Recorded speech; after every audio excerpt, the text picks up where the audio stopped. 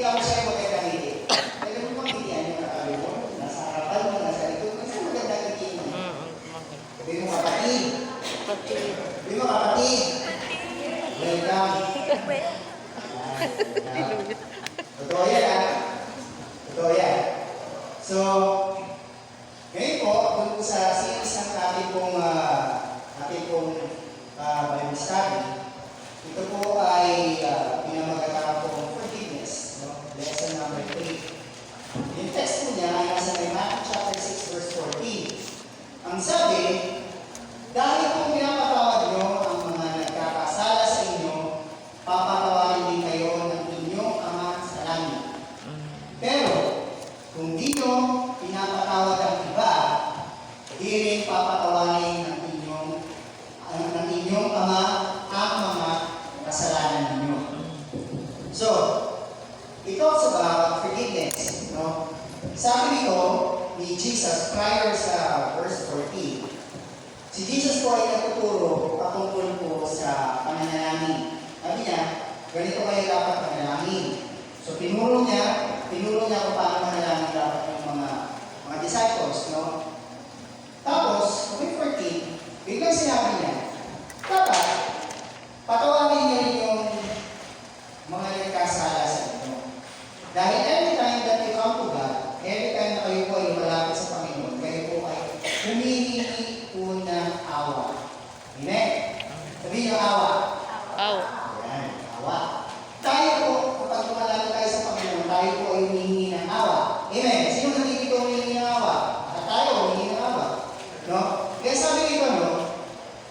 Ano daw yung forgiveness? Forgiveness or forgiving is defined as to cease to feel resentment against or to pardon an offense or an offender. No? Ito daw ay pagbibigay ko ng parang kung hindi na siya makabayad, parang wala na. Kumbaga, pagbigyan mo na siya, hindi mo na siya sisingilin, no? Hindi mo na siya sisingilin, yung mga nagawa niya sa'yo hindi maganda, hindi siya pwede sabihin na kalimutan, no? Pero patatawarin mo na siya doon, no? Patatawarin mo na siya doon at hindi mo na yung ibabalik sa kanya.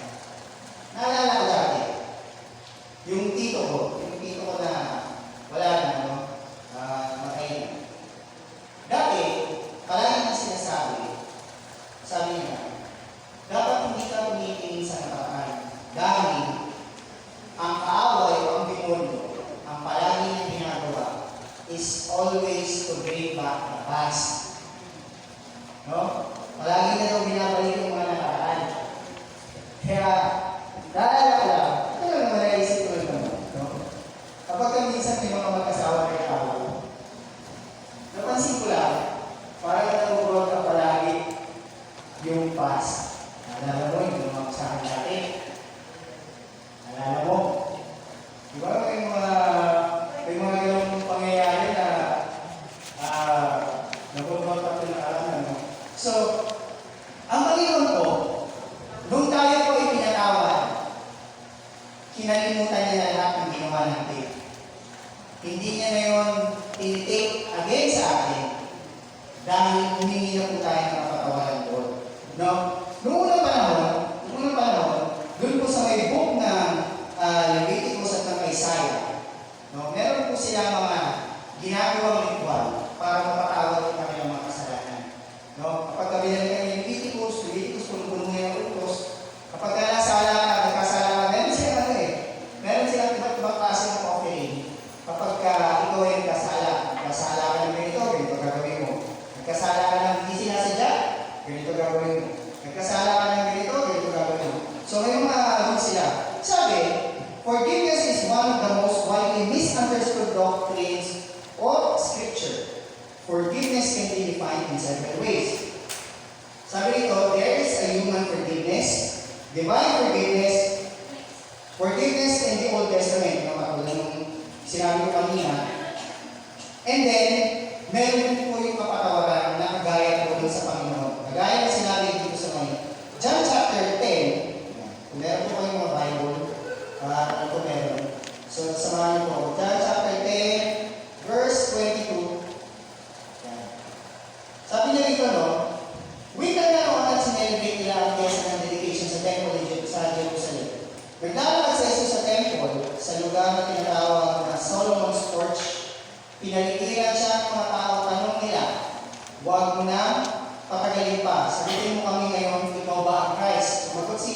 Si Jesus, di ba sinabi ko sa inyo, pero ayaw mong maniwala. Yung mga bagay na pinapagawa sa akin ng tatay ko, ang nagsasabi kung sino ako, pero hindi kayo naniniwala sa akin kasi hindi ko kayo mga tupa.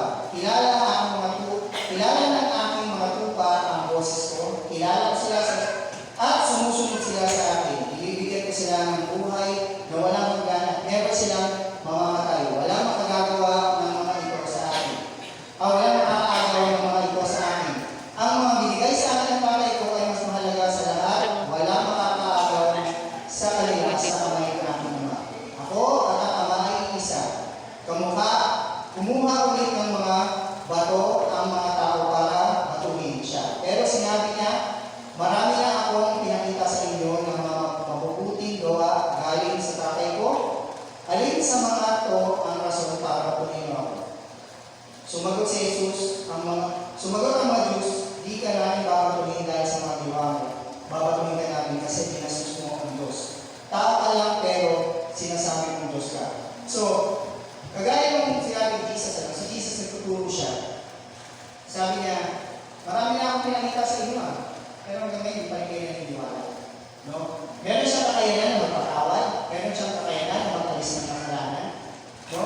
Pero hindi pa rin sila naniniwala. No? Naalala ko tuloy yung dati, nung nasa school pa ako, naging debate sa amin yun. To forgive ba is to forget? Kayo, isipin niyo po, no? Kayo, isipin niyo.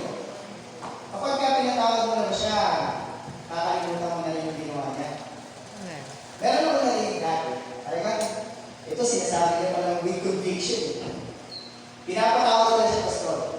Pero ayaw ko na siyang makita. Tingin niyo, pinatawag ko na siya talaga.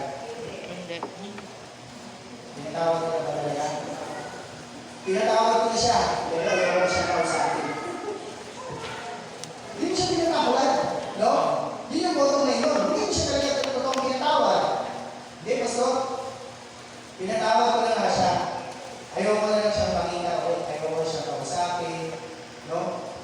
Sa tingin po, kung kayo mag-iisip, kung kayo po nakikinig sa ganyung sitwasyon, pinatawag niya naman talaga. Kasi ako naniniwala, kapag pinatawag mo yung isang tao o sino man na nagawa sa iyo hindi maganda, yung mga ginawa niya dati, hindi mo na rin i-a-account sa kanya. Pero, mas magiging matalino ka na. No? Mas magiging matalino ka na.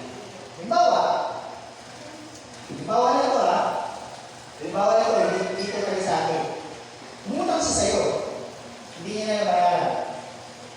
Sinabi niya, pasensya ka, hindi na talaga ito mababayaran kasi ganito nangyari sa akin, sunod-sunod. Bigyan sa kanya.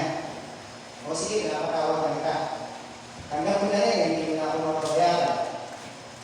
No? So, okay na kayo ulit. Magkasama kayo sa church. Magkasama kayo sa ministry. Pero, kapag ulit yung pagkakataon na meron ulit gano'n, siyempre, magiging mas matalino. No? Tama? Tama po? Mas magiging matalino ka na. No? Pero, huwag naman grabe kapag nakita mo naman talaga emergency naman talaga. Baka naman yung puwi ng Lord, yung puso mo, nakita mo talaga emergency. Meron kailangan gawin, no? Ako may mga ganito pagkakataon. Kapag sa una, siyempre, pagbibigyan mo. Pero yung pangalawa, siyempre, mag-iisip ka na. Pero iba kasi kapag kayo meron mga emergency cases na, ano yun, yung inevitable, yung talagang kailangan ng assistance, kailangan ng tulong. So, ganun po yun, Pero ang bottom line, kapag tayo po ay nagpatawag, dapat yung mga nagawa sa atin, huwag na po natin i-account sa kanya. No? Kagaya ng sinabi dito, kapag tayo po yung malapit sa Panginoon, humihingi po tayo ng kapatawaran. Kung paano tayo tinatawag, dapat ganun din tayo mapatawad. Hindi po ibig sabihin na tao lang tayo. Kaya, ganito lang talaga ako yun, Diyos yun Hindi po yung reason. No? Kaya nga si Jesus, naging tao siya, kagaya natin. Kagaya ko, kagaya mo. No? Ang hindi po siya nagkasala. Pero lahat ng naranasan natin, nag-inis,